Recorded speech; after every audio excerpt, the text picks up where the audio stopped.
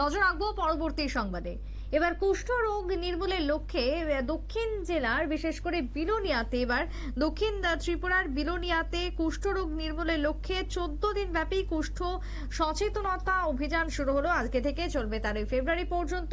বৃহস্পতিবার দুপুরে বিলোনিয়ার দক্ষিণ ত্রিপুরা জেলার মুখ্য স্বাস্থ্য আধিকারিকের সম্মেলনের কক্ষে এই সচেতনতা শিবিরের উদ্বোধন করা হয়। কি বক্তব্য উঠে আসছে বিলোনিয়া থেকে, শুনুন। অ্যান্টি লেপ্রোসি ডে হিসাবে পালন করি। লেপ্রোসির আরেকটা নাম হচ্ছে হানসেন ডিজিজ। ডক্টর হানসেন এই রোগের যে ব্যাকটেরিয়া আবিষ্কার করেছিলেন 1874 সালে। যদিও এই রোগটা 1000 বছর পুরনো। আপনারা জানেন যে কুষ্ঠ রোগ নাম শুনলেই একটা আতঙ্ক হয়।